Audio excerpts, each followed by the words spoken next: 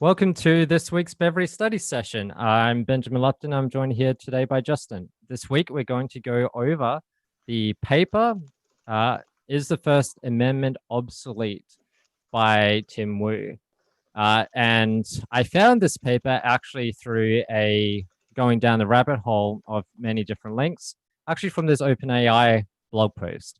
And this OpenAI blog post, it talks about the ability to generate paragraphs of coherent text from one input thing. So generating it automatically via AI. So you give it a little prompt and then it's able to generate a lot. Now, what was interesting about this was, and it could even be used to, for instance, do your assignments, your comprehension assignments. So all the people in high school English, congrats, you only have to wait like another 10 years for your next series of children to be able to use AI to pass your English homework. However, they do talk about here, which is they are actually, so this is the ways it can be used, but then they also say it can also be used for malicious purposes. Generate misleading news articles, impersonate others online, automate the production of abuses and fake content to post on social media, and makers to get on board, or rather get on preventative strategies immediately. So here, the OpenAI team propose politicians may want to consider introducing penalties for the misuse of such systems, as some have already proposed to use for deepfakes. So, for instance, if you get caught using deepfake for, I guess, political purposes, then you could face government penalties because its cost to attention is actually quite high. So we'll say today, malicious actors, some of which are political in nature, have already begun to target the shared online comments using things like robotic tools, fake accounts, and dedicated teams to troll individuals with hateful commentary or smears that make them afraid to speak or difficult to be heard or believed. And if we follow the link trail here, it ends up, so, well, what's examples of this? And we find examples where over time, it has been used. Oh, I've clicked the wrong link. It has been used to generate noise. And this generation of noise, let me go to my little HackMD thing. That seems to control information no longer. Instead, opponents of free speech can drown out ideas and language they don't like by using robotic tools. Yeah, so that's a quote from Washington Post. How do you stop swarms of trolls, Saudi or Russian or American alt-right, from swamping accounts and issuing death threats to anyone with whom they disagree? How do you combat the bot-driven disinformation campaigns operating in multiple languages? They give false prominence to extremists and, for some people, drown out alternatives. How do you ensure that people are not too intimidated to speak out and write online? And then we have the article we're talking about today, the paper, and these are just some choice excerpts. The most important change in the expressive environment can be boiled down to one idea. It is no longer speech itself that is scarce, but the attention of listeners. Emerging threats to public discourse take advantage of this change. But today, speakers are more like moths. Their supply is apparently endless. The massive decline in barriers to publishing makes information abundant, especially when speakers congregate on brightly lit matters of public controversy. The low costs of speaking have, paradoxically, made it easier to weaponize speech as a tool of speech control. The unfortunate truth is that cheap speech may be used to attack, harass, and silence as much as it is used to eliminate or debate. And the first use of speech as a tool to suppress speech is, by its nature, something very challenging for the First Amendment to deal with. In the face of such challenges, the First Amendment doctrine seems to be at best unprepared. It is a body of law that waits for the pamphleteer to be arrested before it will recognize a problem. Even worse, the doctrine may actually block efforts to deal with some of the problems described here.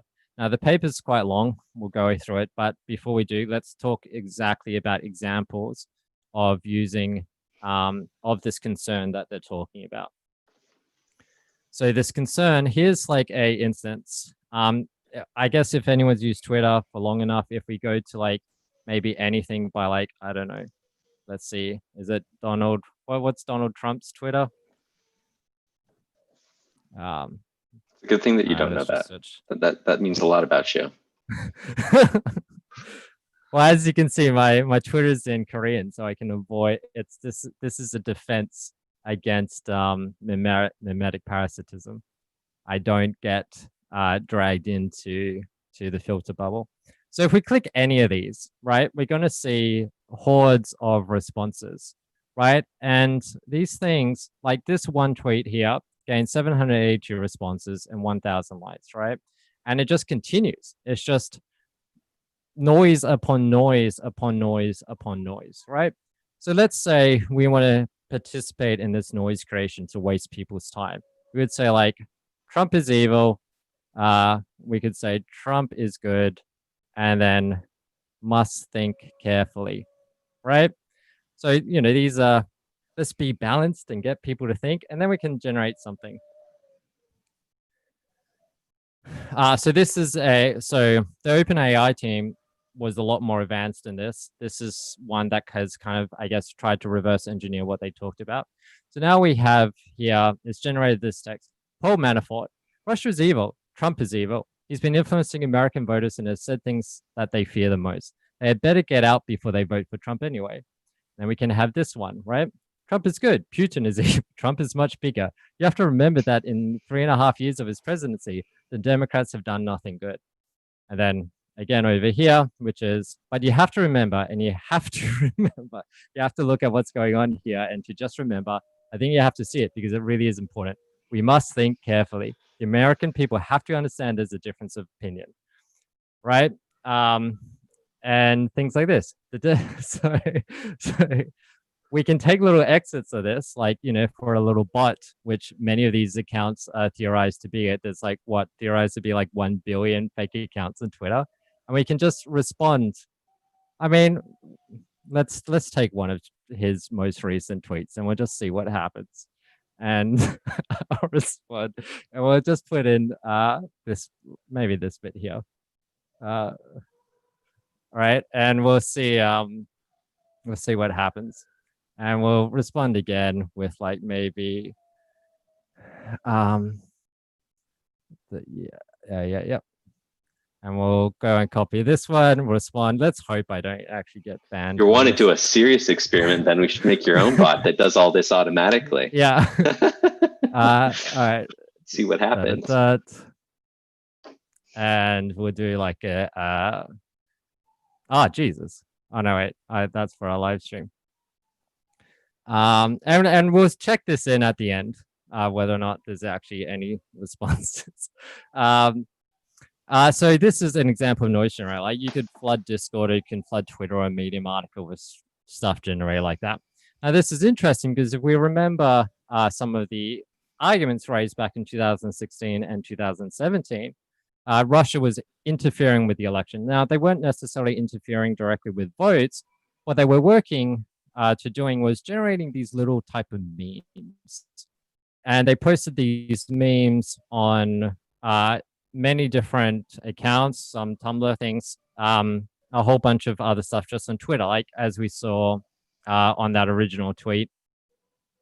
If we go through this, surely eventually there will be things like these little, we got a lot of stuff. The other one was more, here, these type of memes, right? So these bots by Russia are generating these type of memes. And they're actually talking, say, they started making fake Facebook pages, one called the Black Matters, and all sorts of different stuff to actually create disruption or division within the USA population. And they specifically targeted, in this article, they say that they targeted the black voter. So Russian ads aimed at African Americans and mimic social justice movements that were already active in the black community and try to create a negative response from other US ethnic groups, the report says.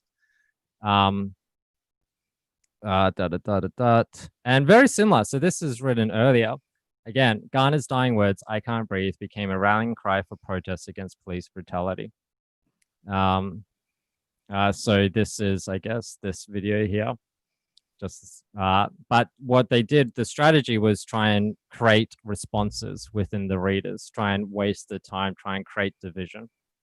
But they infiltrated many large organizations to post these memes, which is kind of interesting. And this is not to say to the viewer that there's never a need for outrage and it's just noise generating. This is just to say that it's a factor. Now, here, another article that was linked is on Section June 2020. This one starts talking about fake news and many memes and stuff that have been generated. And they go into like the rehashing of old videos. The April, yeah, so this one, another one. And the conclusion of this is, and yeah, this one is even the wrong year. I saw this one. This is a factory blowing up in China that obliterated a whole neighborhood many years ago. And this starting to talk about this is related to the protests. So the videos may be, so why are people sharing these videos, like retweeting them? The videos may be compounding the anger they are feeling and could be driven by attempts to sow division or get clicks, says Mariana Spring, BBC specialist disinformation and social media reporter. Could be involved. Yeah. This doesn't rule out the idea that Russia or other countries, either through state media outlets or networks of fake accounts, could be involved in stoking tensions online. Now, these things are coming from left wing sources. This type of division and trolling, it happens on both sides, especially outside America. You go to Asia, this type of stuff happens within the Asian context, within the African context. These articles are focused on the American audience. They care about the American context that the media papers care about. That's important to know. So what is all this? Hopefully this video doesn't get copyright strike, but there's a little part in one of the South Park seasons that covered the elections, where they discuss kind of the strategy here. Is this sharing the audio? I don't hear the audio. All right, let me see if I can share the audio. New share. Share computer sound. There we go. Okay, I just started as a Yelp reviewer and got sick of how stupid everyone's in a macro scene. First axiom is a well-known equation in online trolling. It's a way in which one person can create a massive reaction on the internet. Look, person A trolls person B, but it's not about person B. The troll is trying to push buttons to try and get a reaction from hundreds, eventually creating person C, whose overreaction and self-righteousness will elicit a reaction from persons D through F, who weren't trolls but can't help rip on person C. You're just setting them against each other. It's like the fission reaction that sets off the fusion explosion. The internet does it all, and you just sit back with your glass of wine and laugh. Yeah. And then they actually, in that season of South Park, they also end up talking about nations trolling other nations. Instead of outright saying Russia, they're using the comedic reference of the Danish. Do you remember Mr. Skank Hunt? When you and your little buddies... What if, pushing people's buttons and getting them all riled up, become the leader of a Scandinavian country, perhaps? That relies on the shittiness of people. Troll tracer workers, play everyone. Well, I'm not going to show the whole clip because I can't find it, but it's somewhere in this clip where he's just like, you know, what instead of trolling individual people, what if we actually troll an entire nation?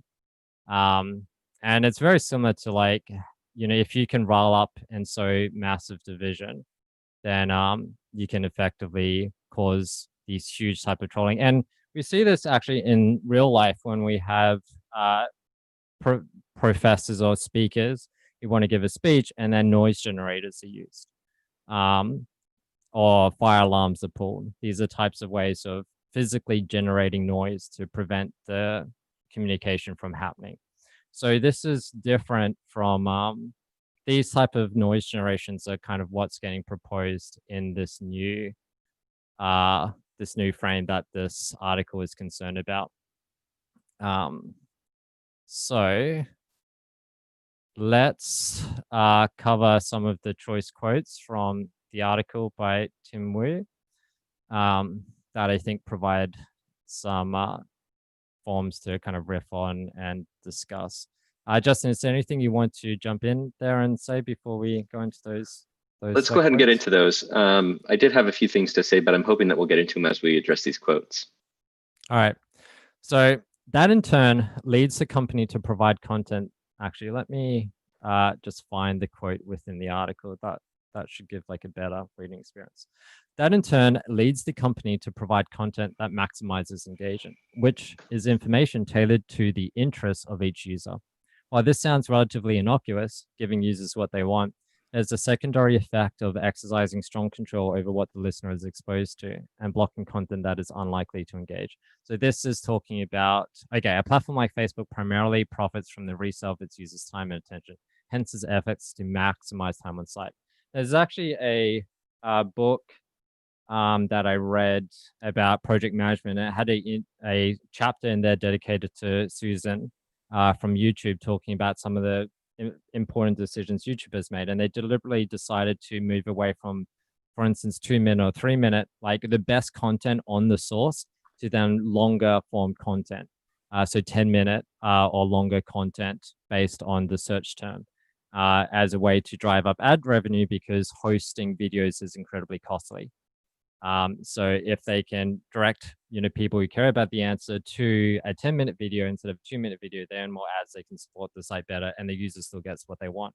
But at the same time, it damages their attention. But on the other side, you also have the filter bubble, and I think people are quite familiar with filter bubbles these days. So this is also why on my Twitter, I don't follow anyone. All I see is my own tweets and Beverly. Everything's in Korean. I don't get any notifications. For my notifications, I have all the things turned on to prevent notifications. And if I care about certain things, I use lists instead, or I use search.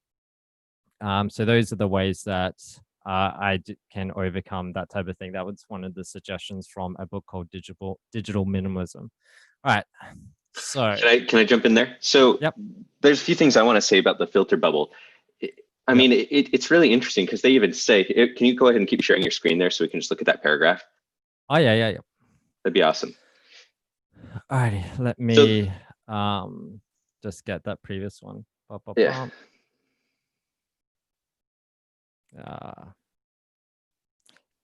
It's weird that it didn't come up. Whoop, wrong one. There we go. All right, cool. So giving the users what they want. So I think it's worth talking a little bit about this because I want to talk about it more later as well. This idea of a filter bubble or optimizing for your attention is really interesting, but it's being used not in your favor, right? The thing to think about is with Google and Facebook and YouTube and all of these sites is you're not paying for the service. You are the source of their money, right? So they're using you. They're mining your time and attention. What would be really interesting, and I haven't really seen anything like this, is if people offered tools that did the opposite, where they would take content from these sites or whatever, put in your own stuff, your own media, whether that's books, emails, content from social media sources as well, and then optimizing for what you actually want rather than what they want. And rather than giving you 10-minute videos when you can get the content in 1 minute, give you what you need and what you care about. It's a sad reality that we live on, that we're the source of money for multi-billion-dollar companies. Right. The other aspect to that is like an example, for instance, is like on my phone, if I install the YouTube app, it's highly addictive. I could easily spend multiple hours a day watching YouTube. But then, for instance, I would then use like the screen time limits on YouTube, right? On an iOS device. But then I'll be like maybe 5 minutes through a 10-minute video, and then I'll be like, hey, you spent more than your located time. Remind me in 15 minutes, or ignore the limit, or close it. But it's just like, how could you implement it? And the Google, the YouTube inbuilt limits do the exact same thing. It's just like, how could you implement this in such an annoying way? Let me finish the video and then prevent me from watching another video. Don't interrupt me in the middle of the thing I am currently researching. So that way I say, remind me another 15, and then the video ends, and then I go watch another thing. Or another strategy would be, hey, only allow me to watch videos that have been in my watch list for over a week. I'm only allowed to add everything to my watch list and only then allow me to watch things that have been in that list for a week. That way I can actually have my consumption not be reactive, but be deliberated or discriminated, which is to say I now have time at the end of the week to select that which is most important, rather than each day consuming things that are mediocre but instantly relevant. So it's the same thing for iOS. Like if I unlock my phone now, I can have like a home page that has like nothing in it and then swipe to see like the apps. That's like one solution. Because otherwise, how often have you unlocked your computer with an intent for a goal and then you just get bombarded with notifications or other prompts that hijack your attention stream? And then we'll be like, what the hell did I even unlock my computer to do? Yeah. No, it's interesting. I'm completely with you. It's actually why I started writing in notebooks rather than on my phone, because it just happens. You just get sucked in. Yeah. So anyways, let's go on to the next quote here. Yep. All righty. All right. Share it again. All right. Gone are the days when the CBS Evening News might reach the nation automatically. Whatever made the front cover of New York Times was known to all. The challenge, paradoxically, has only increased in an age when the president himself consumes so much of the media's attention. The population is distracted and scattered, making it difficult even for those with substantial resources to reach an audience. So this is part of the thing, which is if we, if the whole nation, for instance, tunes into one media source, then it actually allows for a shared identity or a shared marketing box of your actions and your intentions. And that provides some type of solidarity. And this is why many people opt to become journalists in the world, because they view if everyone agreed, well, if everyone had the same information, they would agree. And if they all agreed, there would be reduced conflict. And there is some truth to that, especially, and the article then goes into, maybe the next quote will be about it. It goes into the role of then fake news as ways to sow division. All right, so I'll read out here. For the most part, they conclude the state's agents do not censor posts criticizing the regime, its leaders, or their politics, and do not engage on controversial issues. The authors suggest the reasons are as follows. So this is talking about Chinese censorship. Letting an argument die or changing the subject usually works much better than picking an argument and getting someone else's back up. Since censorship alone seems to anger people, the Chinese program has the additional advantage of enabling the government to actively control opinion without having to censor as much as they might otherwise. So this goes straight back to what we were talking about yesterday, or not yesterday, the last conversation with the reinforcing cycles, right? By not challenging their identity, but instead just throwing more information at them or getting them distracted, they reach homeostasis in something that they probably wouldn't have otherwise. Right. And it's interesting to see the two different strategies here, right? So one is like mimetic or economic warfare, which is, or economic warfare through mimetic parasitism, which is to sow division in states you wish to destroy their economy by implanting rippling noise to affect productivity, versus what you do for your own nation, what China does for its own nation, which is not challenge identity, but then sway attention in ways that provide homeostasis and solidarity within its people. So ways to mold and contribute towards a coherent aim within its own people, and then sow division and angst and discoherence within the opposition to increase noise. Two different strategies. Very interesting. All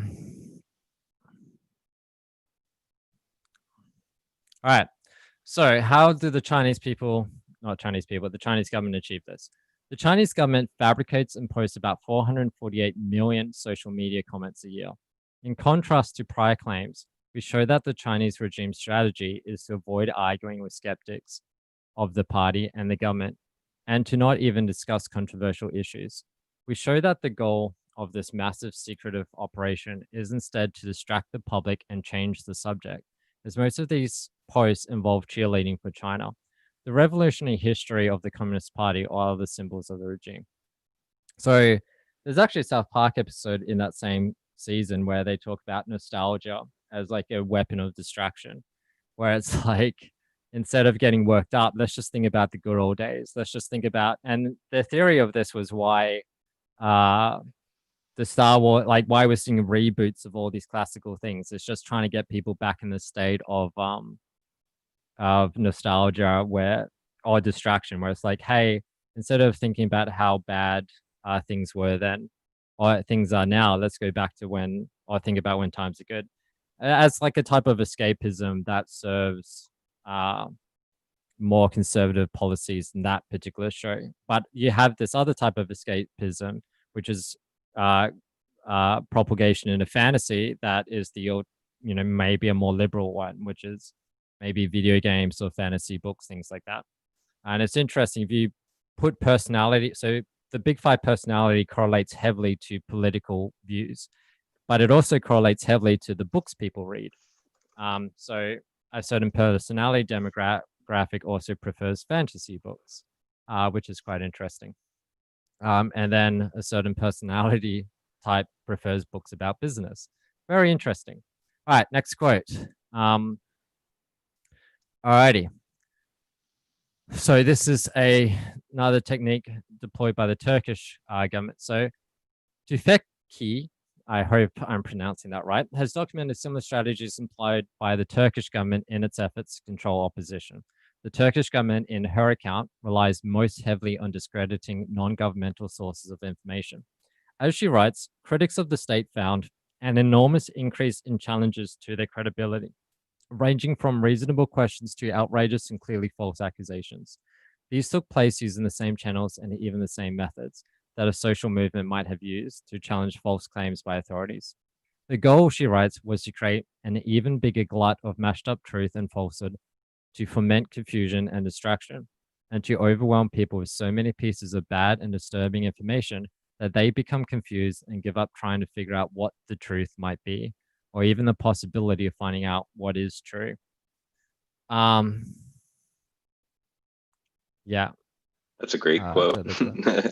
Yeah. Feels like exactly what we're dealing with now, or at least I feel like I'm dealing with. Which surprisingly, there was that article talking about, what what is it? Yeah, here. And you read through this and you see, and it's just like, wait a minute, the year's 2020. Why is it behaving exactly like 2016? I just the Indian head wobble then. Are you with me? Alrighty. All right, next one. I have left for last the question presented by potential new laws, premised solely on an interest in improving the political speech environment. These laws would be inspired by the inedible dictum of Alexander Michael John. What is essential is not that everyone shall speak, but that everything worth saying shall be said. And to some, so now we're talking about proposed possible solutions or aims for a possible solution. And to some meaningful degree heard. Imagine, for instance, a law that makes any social media platform with significant market power a kind of trustee operating in the public interest and requires that it actively take steps to promote a healthy speech environment.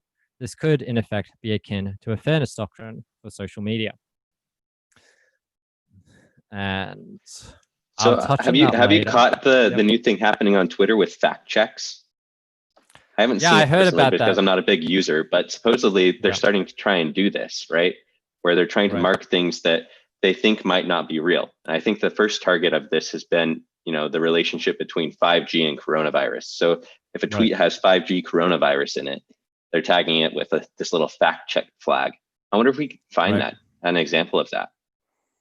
Yeah, I saw that. And I also saw something happen to Trump, and then he's talking about how... he was mad about that too. Yeah, he was mad about that. But there's actually a guy who used to work at like Facebook's propaganda team, which wasn't the maybe it was the internal. Let me see in another tab whether or not I can find this particular guy. But he left Facebook because he was against the one-sided oppression of political stances. So the conservative stance was being repressed internally within Facebook, and he did a whole internal campaign against it, to say, look, we need to acknowledge arguments on both sides. And in the end, he ended up being asked to leave or he resigned, one of the two.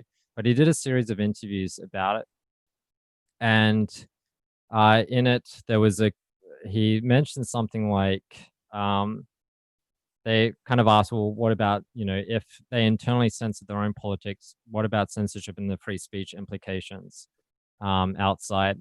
And he kind of said, well, what all the tech companies are actually hoping for is government regulation.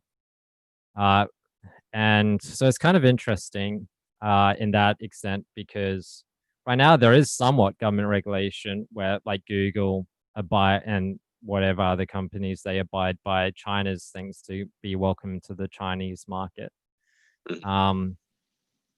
So the same type of thing would also apply to the USA to an extent, where there's also certain things. So, okay, I found the guy. Let me drag the thing in. So Brian Amerage, he wrote, if you search him on YouTube, there'll be a series of interviews which are very fascinating. Let's see if I can remember if any of them. Yeah, this one. This is worth watching. At some point, where he kind of talks about the different political implications, or sorry, regulatory options for the big tech companies. Yeah.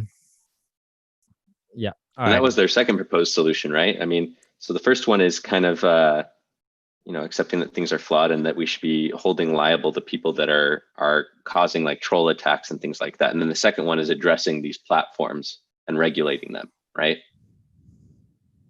Yeah. All right. So the next bit, which is, so there was previously a legal challenge to such ways that the First Amendment was practiced. And this quote I'll read out. It is the right of the viewers and listeners, not the right of the broadcasters, which is paramount.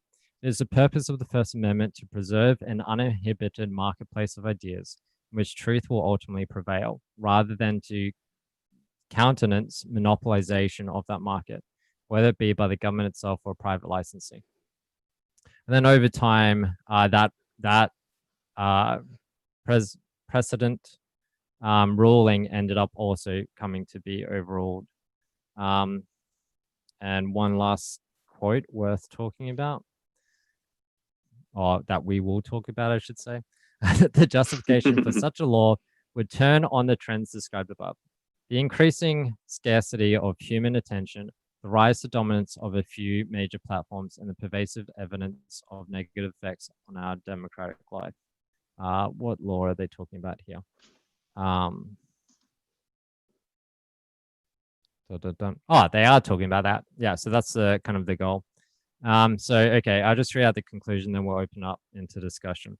So, conclusion. It is obvious that changes in communication technologies will present new challenges for the First Amendment. For nearly 20 years now, scholars have been debating how the rise of popular internet might unsettle what the First Amendment takes for granted. Yet the future remains its capacity to surprise. For the emerging threats to our political speech environment are different from what many predicted. Few forecast that speech itself would become a weapon of censorship. In fact, some might say that celebrants of open and unfettered channels of internet expression, myself included, are being hoisted on their own petard, as these very same channels are today used as ammunition against disfavored speakers. As such, the emerging methods of speech control present a particularly difficult set of challenges for those who share the commitment to free speech, articulated so powerfully in the founding, an increasingly obsolete generation of First Amendment jurisprudence. So, I added one more quote that I was hoping we could look at. Okay, this bit here. Yeah. Alrighty. It's similar to what they drew in their conclusion there, but I think that there's one Okay. line in here that's really interesting. So if All we right. go ahead and start reading from the unfortunate truth or whatever, like you had there. Yep. The Well, I think you kind of already talked about some of this, right? So yeah, no, yeah. we did cover this. So the use of free speech as a tool to suppress speech by its nature, something very challenging for the First Amendment to deal with. So I think that was a big call out to me. It's like, obviously, you know, if speech itself is the thing that's damaging the ability for people to speak, then there's obviously some kind of infinite loop here that's causing an issue. So it's a very challenging problem. One that I'm hoping we get to talk about next, which is their solutions, our solutions, and yeah. Right. Alrighty. So their solutions. Accept the First Amendment is flawed, which is kind of like the prerequisite for anything else. Well, actually, no. Well, they did two arguments. One is we can either keep it, but then acknowledge that it's about like that its intent is to promote productive conversation. That noise generation affects that, and then take it up through law with that interpretation, or we discard it entirely and then write a new amendment that then actually sufficiently deals with this. So that's kind of what this one talked about. So accomplice liability. Officials who spur action should be held liable. However, when they mentioned this in the thing, they talked a lot about press freedom, but they didn't talk at all about holding the press liable. A lot was said about the freedom of the press, but nothing was really said about accountability of the press. And I think that is a little bit dodgy because the press, why do the press have privileges which the independent journalist does not have? And that independent journalist could be myself, Justin, or even the viewer here when they go back to Twitter, right? So that seemed a little bit dodgy because it incentivizes monopolization of who has the freedom to say whatever they want. Yeah, it's interesting. I mean, you were talking about calling back to the good old days. It certainly seemed like they were doing that in this paper, right? Like, oh yeah, it was great when we were able to turn into CBS News or look at the New York Times, and you know, we knew what the official stance was on this thing. But now that has all come down, and yeah, why do we get to go back to the way that things were? They don't have the power that they used to. They're not reliable anymore. So right. Yeah. Especially when Pew News has more watchers than any news station. And while it was active, was a very reliable news source. Who knows? Just to call out to, okay, someone's done a little playlist. But yeah, it's kind of interesting. Okay, platforms. State involvement in regulating mass media platforms like YouTube, Twitter, Facebook, and Reddit. So this is the call to regulation Brian Amerige also warned about, or not really warned about, just kind of foresaw as one of the options. And it's difficult because, well, you know, there's that cliche quote, which is, well, who censors the censor? And this is where it becomes very difficult because we could very quickly end up with the type of Chinese censorship situation. So instead, what it seems is the best option is we really need to strengthen the population to be able to have agency over their attention to avoid parasitic memes.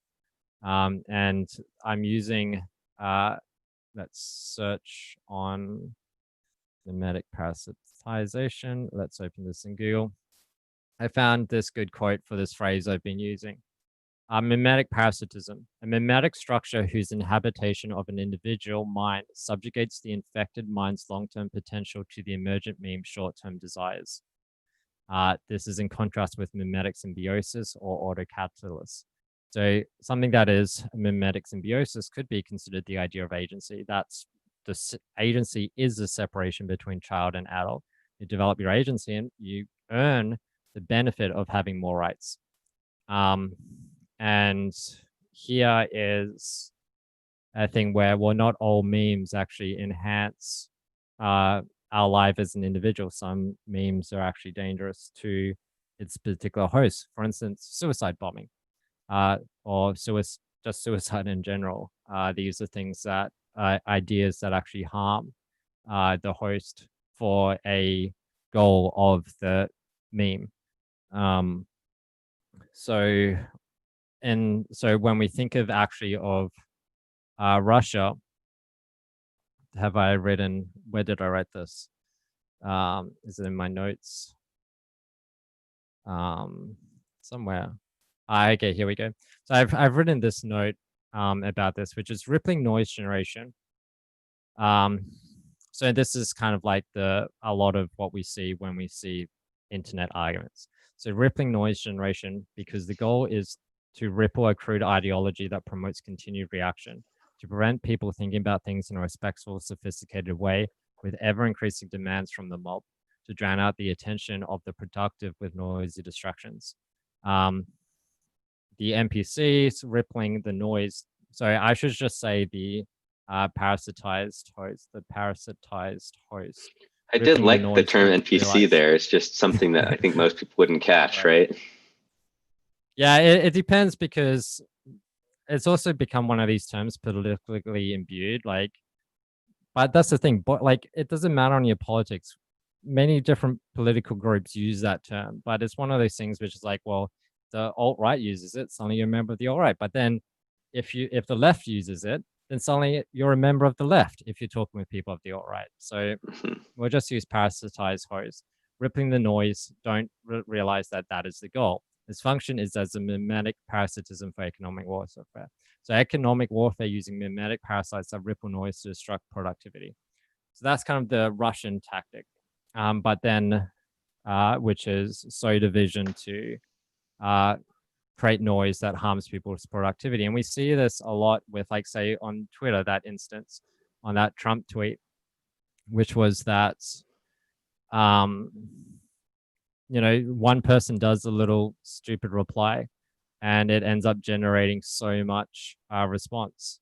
So Looks I'm like sure you if have we one click response on this, one of them. I know. Yeah. So if we click this, we're not getting any sophisticated discussion here, right? We're just going to get reaction upon reaction upon reaction.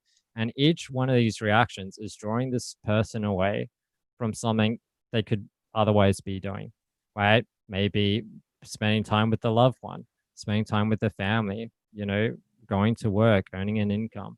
Instead, they're all spending the time arguing shit on Twitter, because things like this is probably a bot. Just likes to sow more division, and they will also get the responses. So even for me, right? Like, let's assume I'm a bot. One of them already has a response. So we'll see, like, who wasted the time interacting to something automatically generated. Wait, or was that someone liked it? I can't tell because it's in Korean. It looked like it was supposed to be a response. That's weird. Maybe it's gone now. Yeah. So that's kind of interesting. But I should have done it as like a tweet to somebody else rather than as just a tweet to Trump's thing. So maybe I should just go into like one of these Twitter threads and then like post something instead. Like, oh, that would be fantastic. A bot that finds the most deeply nested Twitter thread, which has the most amount of people mentioned in it, like creating the most noise, and adds more noise to it. Right? So which initial tweet provided the most ripples, and then you just add more and more ripples to it, right? Make the fission That's reaction evil, of Ben. Jones axiom. That's evil. Yeah. So things like that, right? Okay, here we go. So let's try it. Let's try it on something else. All right, here's one that has a few different people interacting. So I'll reply to that one with something I wrote before. All right, Let's see what happens. Yeah, it is a response. I know. I don't know why it's not displaying when you click on it. Yeah, I really wish you could. Yeah. Well, anyway, I don't know. I think we all know the result of that experiment. I don't really care about devoting more time to it. Alrighty. So, okay, Justin, do you want to talk about your proposed solution? And I do. Can I share my screen for a second too? I guess I'll share my screen a second to go over the trust network thing. So I mentioned two things there. Let me open up this so we can look at this here.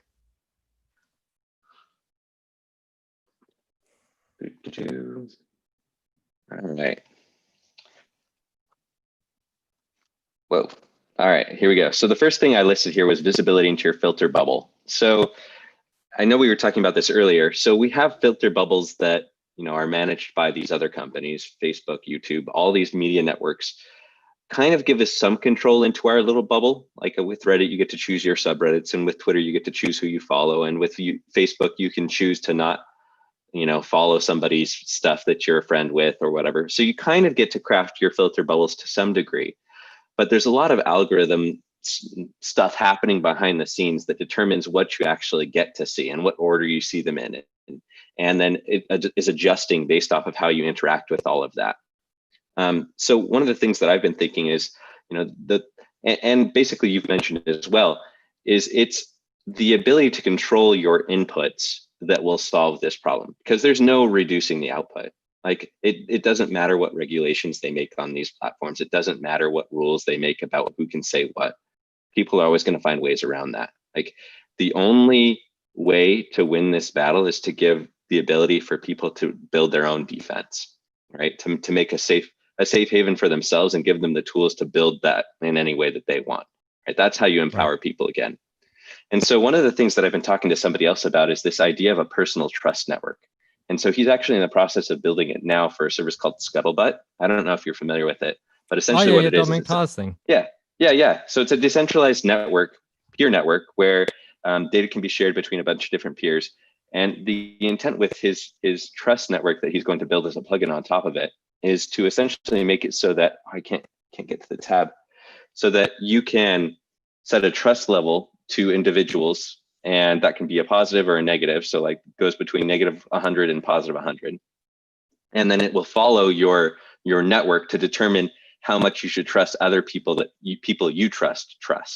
So then it starts to build this it basically replicates reality to some degree, this network of trust, so that you can know who you believe and who you want to hear from, and you can completely just block out noise, right?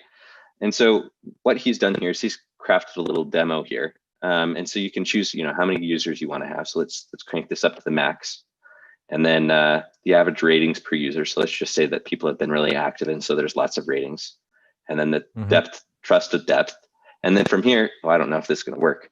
It's a question. Ooh, that is intense. Maybe that's too much. Let me turn this down a little bit so we can actually see how it works.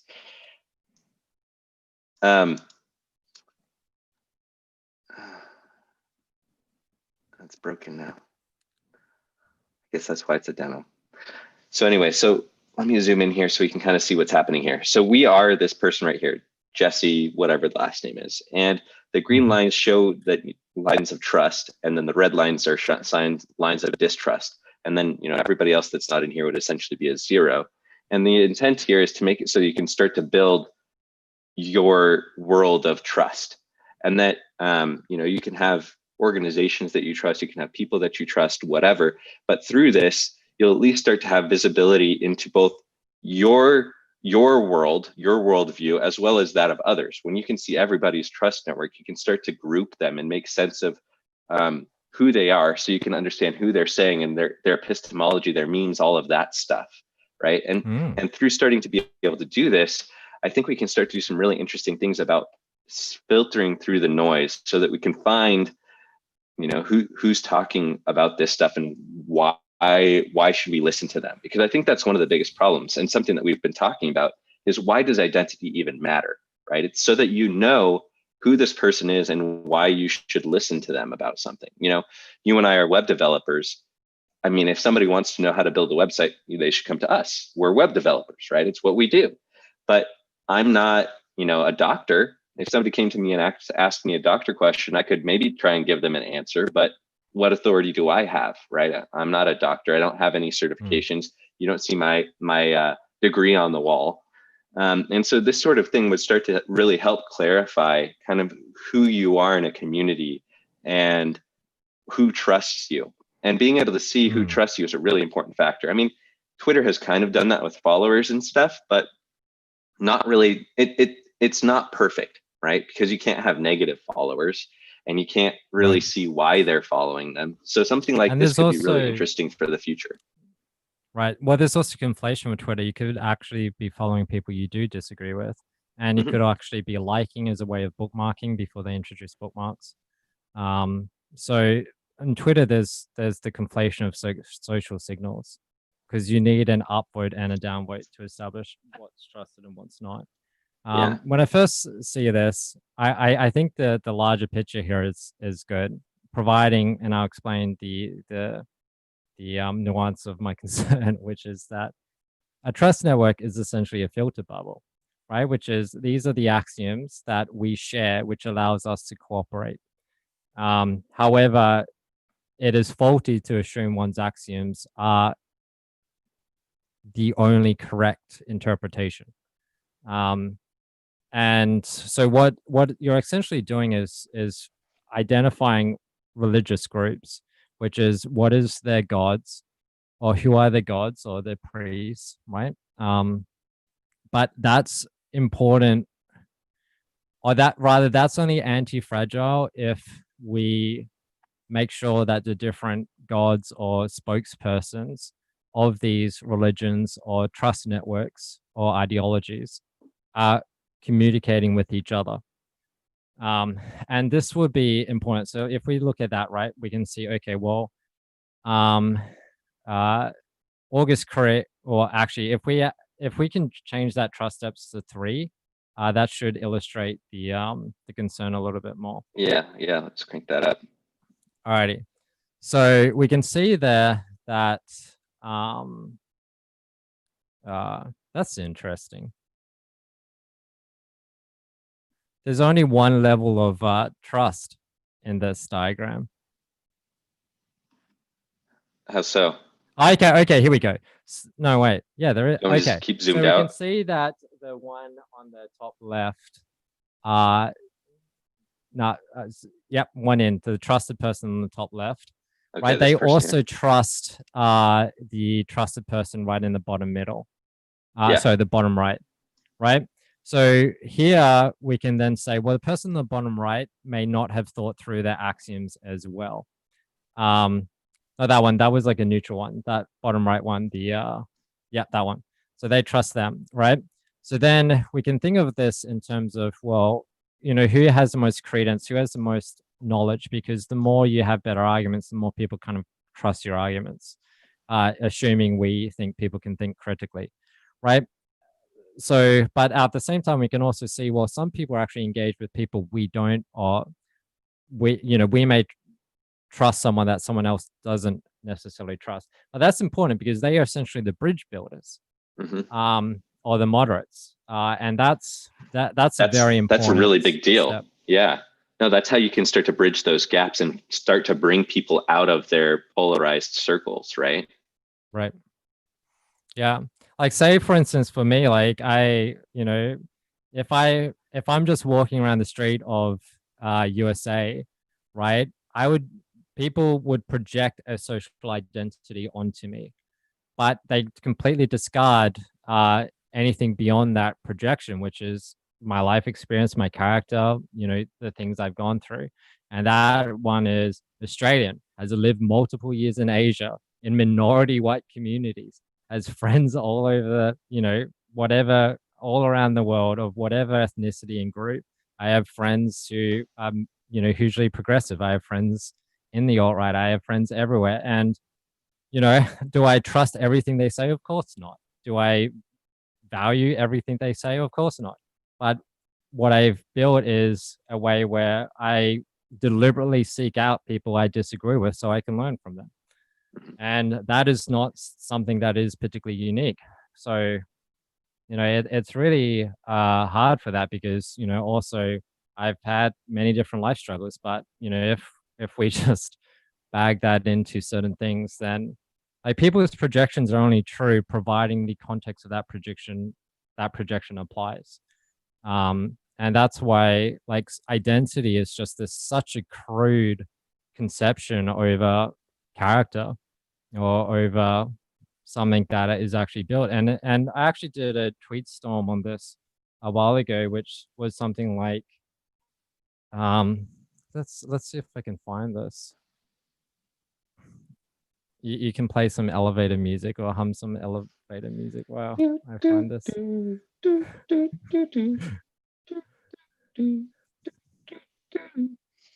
you go. Is that helpful? What is that? That's like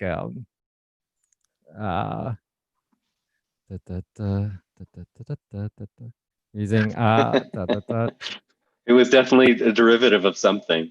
It was hard to Yeah. not go into something that I already knew. Yeah. Okay, here we go. Found it.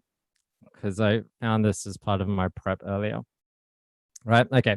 So here's a common maxim that we hear a lot, right? Which is those who know us least are most prejudiced against us. However, this is my commentary. As we are known, so too is our character. And the less an identity is projected. Identity is a social organizer of agreeable projection. Diversity harmonizes the agreeable to balance their homogeneity from want of solidarity. And then it's kind of like a thing. But the important thing is just this bit here, which is as we are known, so too is our character, and the less an identity is projected. So as we come to, as I come to know Justin, he stops being this projection I've placed onto him, and he starts being a person rather than just a persona. And it's the same thing for anyone. So I actually project less and I understand more. Yes, I think the way that I've thought about people is we essentially don't really know them, right? We create models of them and we start to figure out who it is, who they are and how they behave. And, these labels, these boxes, identity that we give them help us make sense of who they are. It's essentially shortcuts, right? They're compressions of a whole bucket of traits so that we can easily start to think about how they might respond to things or how they might serve us or how we might serve them. So, it's very interesting, right? People that you care about, you're going to take time to get to know them and you'll start to understand their character and their identity starts to evolve, right? You love the people that you spend time with because you know them more than anyone else and they mean a lot to you. But it's really hard because on the other end of that, people that we don't spend much time with, we stereotype and we put into boxes because that's the most efficient thing to do. And we're all about efficiency. Right. And that's the thing. We do these generalizations or biases because most of the time they are correct. Now, so that's the context. Most of the time it works. But the thing is that it becomes a problematic bias when we apply it without coherence. So for instance, if we were to treat, if there's whatever example I use here, people will be offended because I'm talking about a bias, right?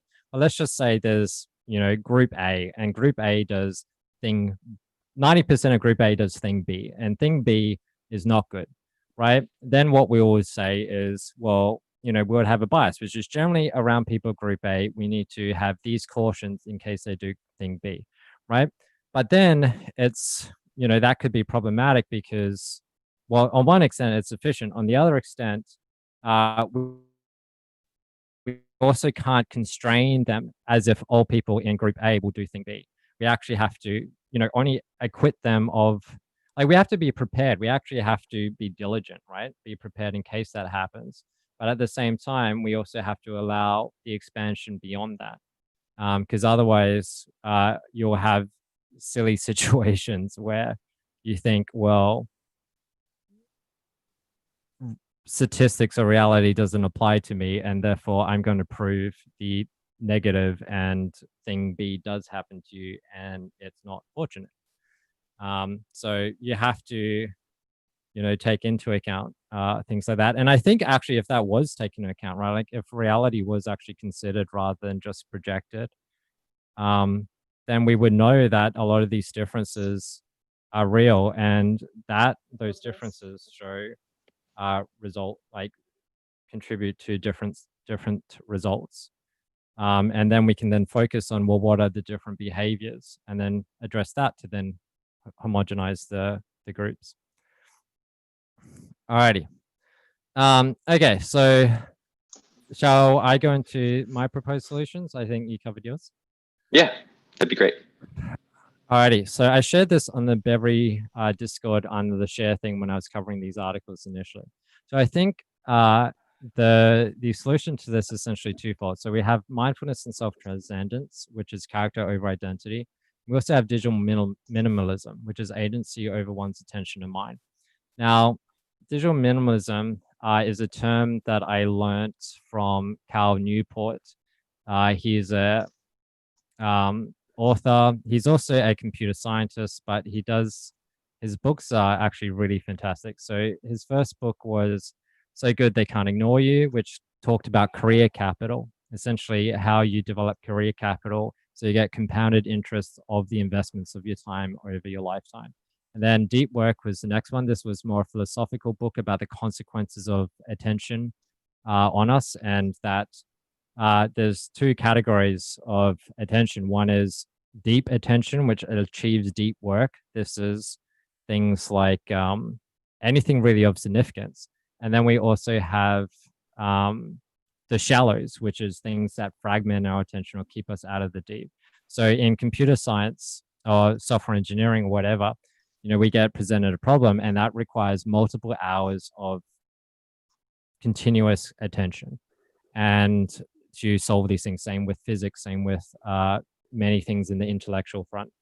It requires long periods of time without issue. And this is why, and he raises examples of good thinkers always going for long walks or sitting underneath apple trees, things like that. And he talks actually, there's another book, I can't remember, it's in my Goodreads list, that is by another person. He runs like the head of AI or something of Google.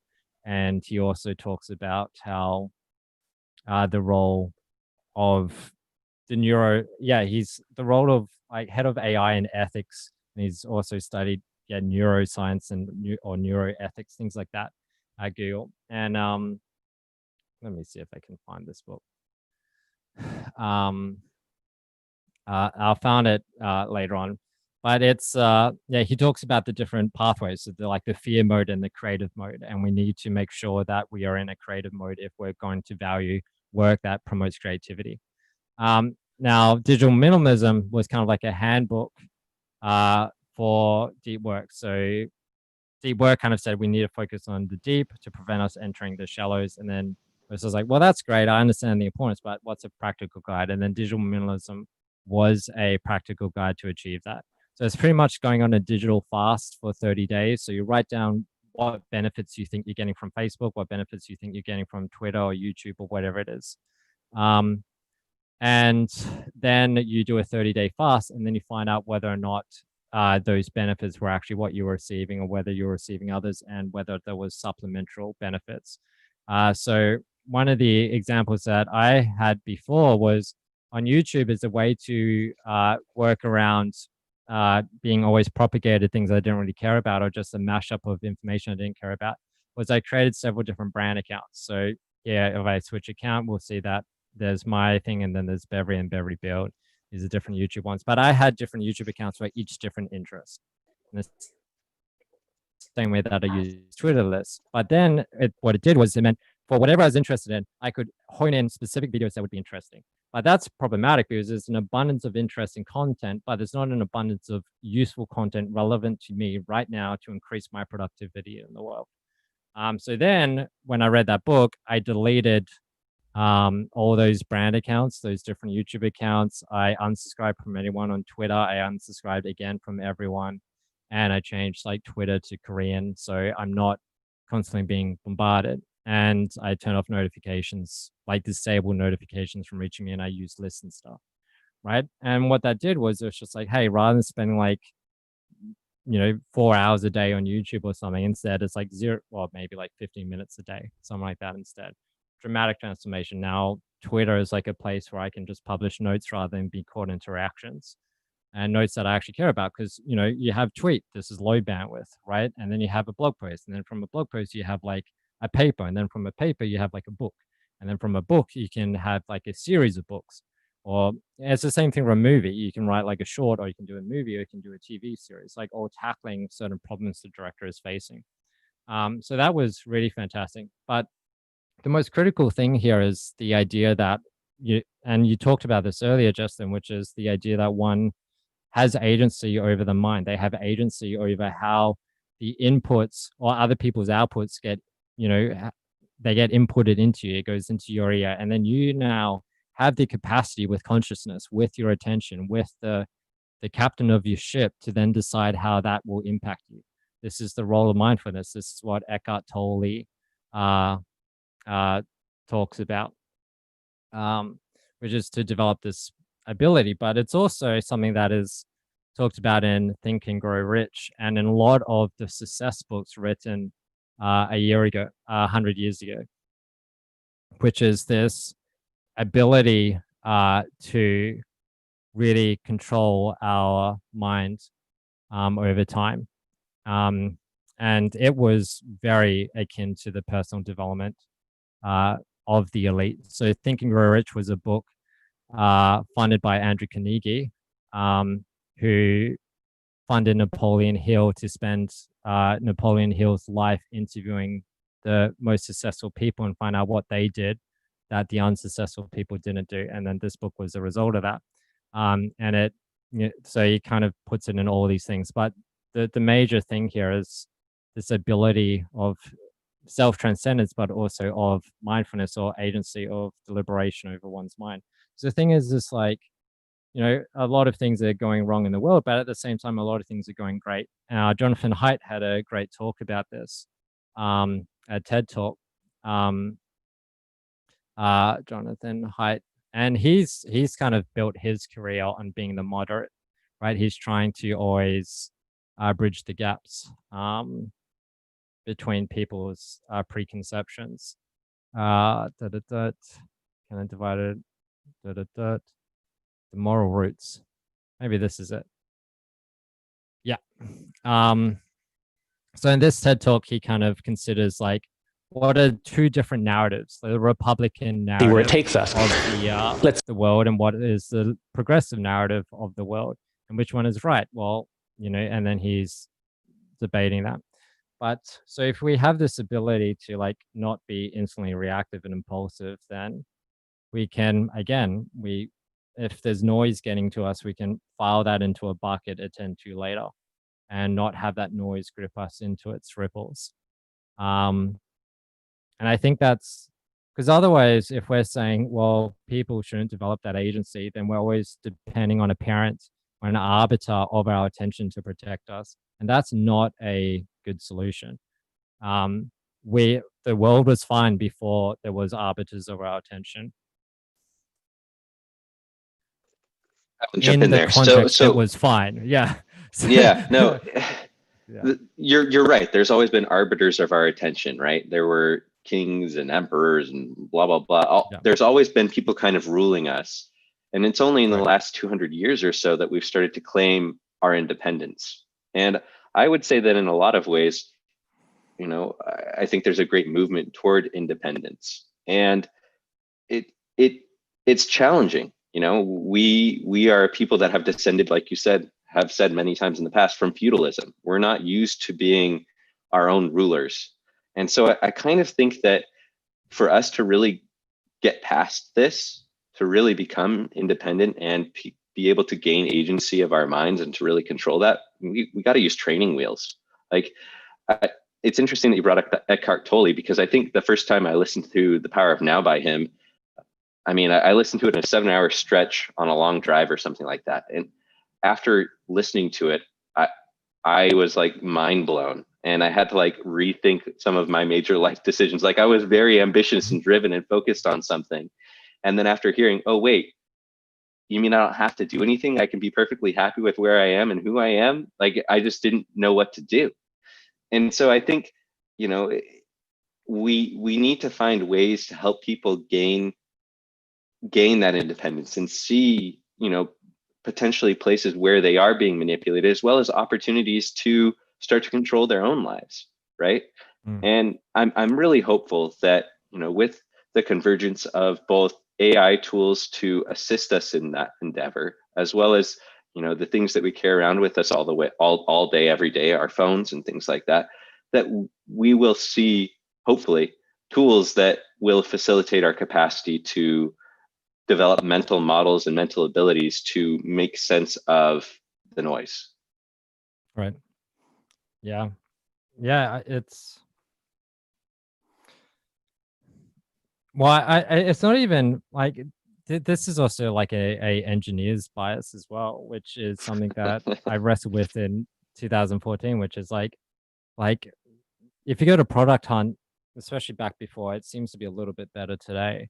But when I was browsing things like that back in 2014, when I had a real breakdown against the rat race and capitalism and all that, and I challenged my more communistic axioms. Well, I challenged everything. I was just like, wait, do I actually need to earn money?